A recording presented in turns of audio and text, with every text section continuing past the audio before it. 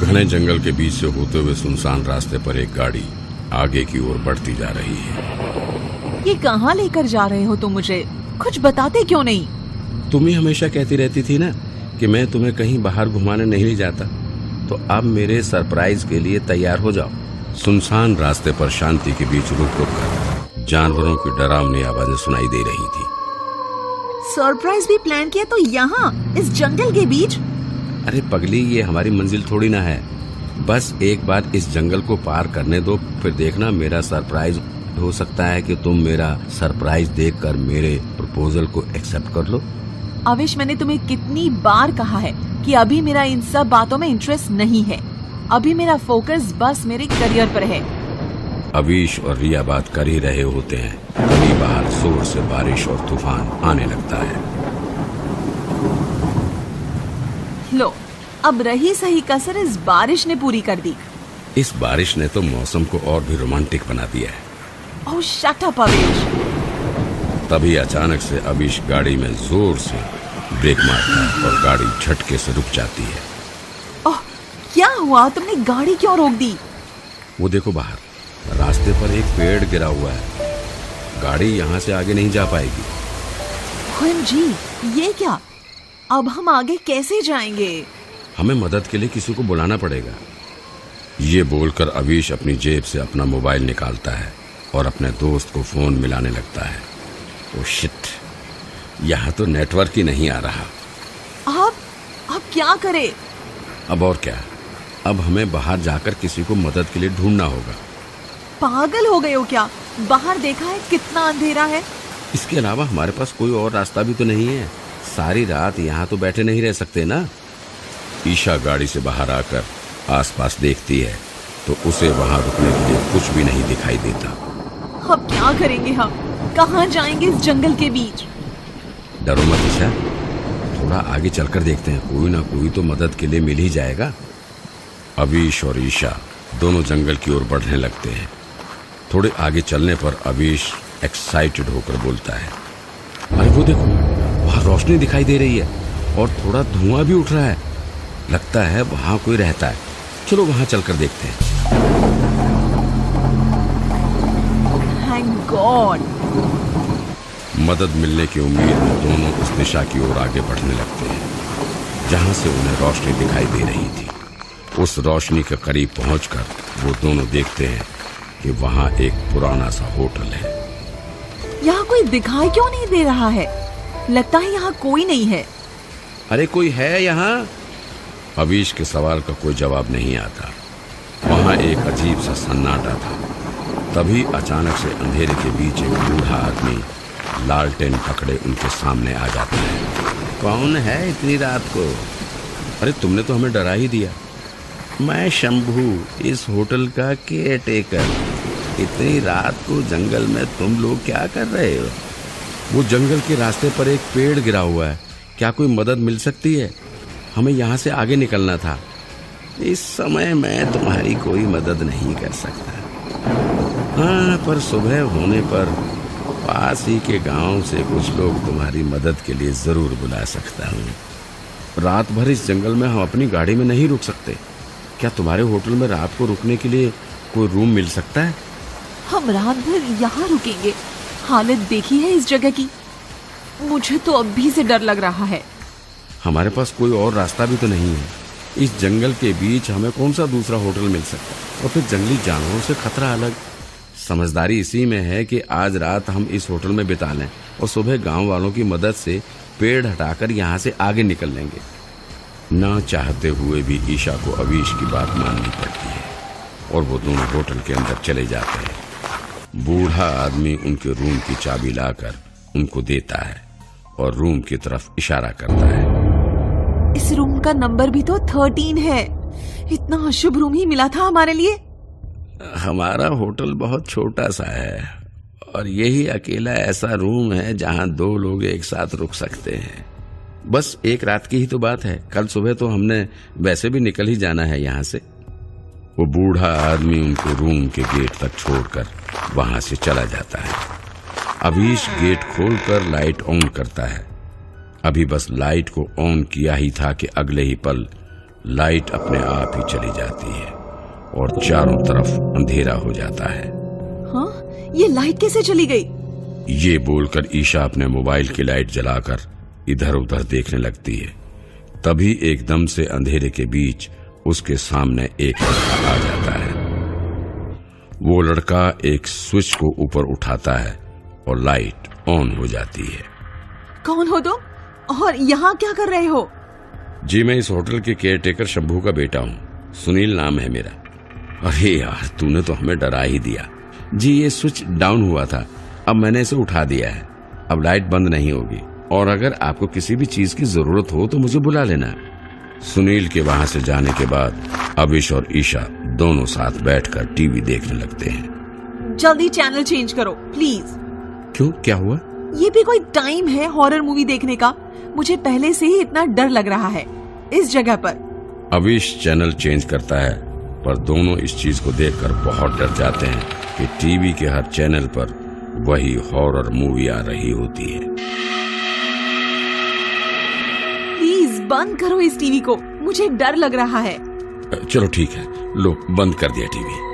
अविश TV बंद करता है पर कुछ ही देर में टीवी अपने आप फिर से ऑन हो जाता है। अरे ये टीवी अभी तो बंद किया था तुमने इसे, ये अपने आप ही फिर से कैसे ऑन हो गया?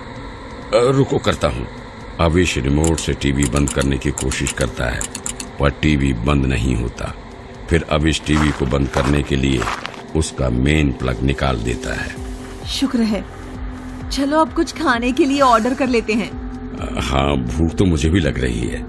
अविश सुनील को फोन करके खाने का ऑर्डर दे देता है। थोड़ी ही देर में सुनील खाना लेकर रूम में आ जाता है। खाना ऊपर से पूरा ढका हुआ होता है।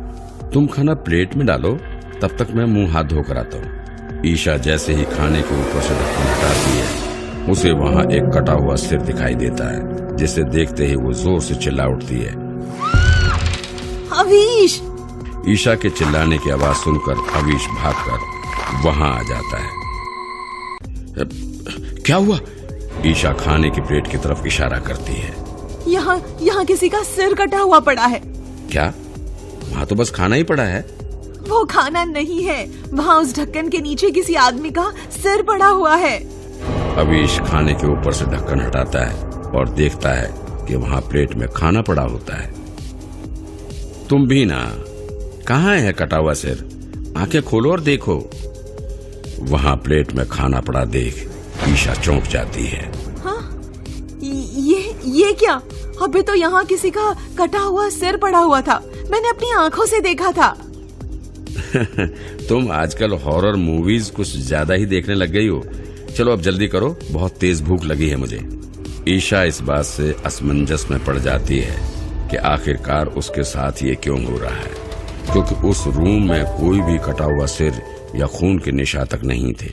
खाना खाने के बाद दोनों अपने अपने बेड पर सोने चले जाते हैं। थोड़ी देर में एक तेज हवा के झोंके के साथ खिड़की खुल जाती है और पर्दा हवा में ऐसे लहराने लगता है मानो कि जैसे किसी इंसान का साया हो, जिस आवाज के कारण ईशा अचानक नींद से जाग जाती है। हवीश! हवीश! हवीश! अविश गहरी नींद में सो रहा होता है, इसलिए ईशा खुद ही उठकर डरते डरते खिड़की बंद करती है। तुम अंदर कैसे आए? निकलो अभी रूम से। हवीश, इससे बोलो जाए यहाँ से। ईशा अविश के बेड की तरफ देखती है तो अविश वहाँ होता ही नहीं है, जिसे देख ईशा के होश उड़ जाते हैं। बूढ़ा आदमी ईशा के मुंह को अपने हाथ से दबाकर उसे बेहोश कर देता है। ईशा को होश आता है तो वो देखती है कि वो एक कुर्सी से बंधी पड़ी है और वो बूढ़ा आदमी उसके सामने खड़ा हुआ है। खोलो, खोलो मुझे यहाँ क्यों बांधा हुआ है? हवीश कहाँ है? अविश? वो बूढ़ा आदमी अविश को आवाज लगाता है, अविश। तभी अंधेरे में से बाहर निकलते हुए अविश दिखाई देता है। ये देख ईशा पूरी तरह से चौंक जाती है। हवीश, ये सब क्या है? क्या यही है तुम्हारा सरप्राइज? अरे पगली, तुम अभी तक ये समझ नहीं पाई कि ये जो भी हो रहा है उसके पीछे मैं ही हूँ। तुम मेरे साथ ऐसा क्यों कर रहे हो? हम तो बेस्ट फ्रेंड्स हैं ना। Best friends? मैं तो हमेशा से ही तुम्हें पसंद करता था और इस बात का इजहार तुमसे कई बार किया भी, पर तुमने मुझे कभी सीरियसली नहीं लिया। इसलिए तुम्हारे करीब आने के लिए मुझे ये सब प्लान बनाना पड़ा। ये सब तुमने किया? हाँ, ये पूरा प्लान मेरा ही था। मैंने ही जानबूझकर जंगल का सुनसान रास्ता चुना था। शंभू को भी इस प्लान में मैंने अपने साथ मिला लिया था। शंभू ने अपने कुछ लोगों के साथ मिलकर पेड़ को रास्ते पर रखकर रास्ता रोक दिया था। मैंने नेटवर्क ना होने का बहाना करके तुम्हें इस होटल तक लाने का प्लान बनाया था। यहाँ आने के बाद तुम्हारे साथ जो भी घटा वो भी मैंने पहले से ही डिसाइड कर रखा था। तुम मुझे यहाँ बस अपना मतलब पूरा करने के लिए लाए थे? मैंने तुम्हारा क्या बिगाड़ा है जो तुम मुझसे बदला ले रहे हो?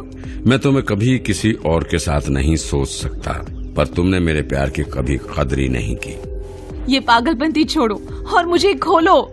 जाने दो मुझे यहाँ से।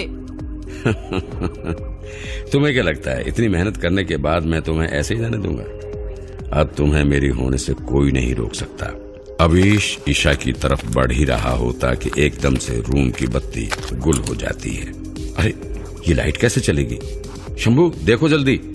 शंभू रूम से बाहर जाकर देखता है तो उसे मेन स्विच ऑफ किया हुआ मिलता है। स्विच ऑन करने के बाद लाइट तुरंत आ जाती है। अवीश वहां कुर्सी की तरफ देखता है तो उसे दिखता है कि वहां से ईशा गायब हो चुकी होती है। ये ईशा कहाँ गायब हो गई?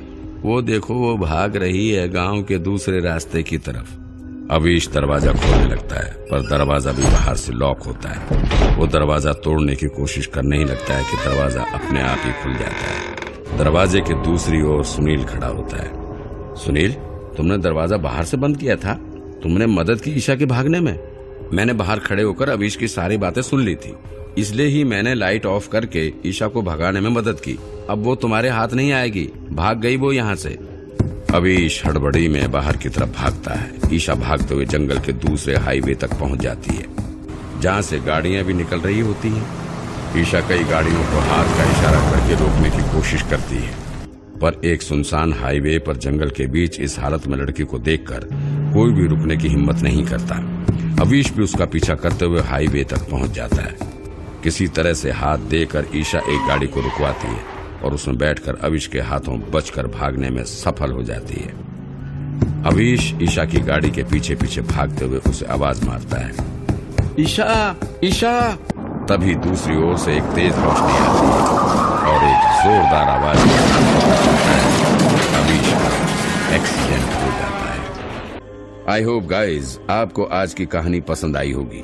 ऐसी और स्टोरीज के लिए हमारे चैनल को सब्सक्राइब करें और अगर आप अपनी कहानी हमारे साथ शेयर करना चाहते हैं तो हमें ईमेल जरूर करें। हमारा ईमेल आईडी नीचे डिस्क्रिप्शन बॉक्स में दिया गया है। और हाँ, वीडियो को लाइक और शेयर करना ना भूलें। Thank you.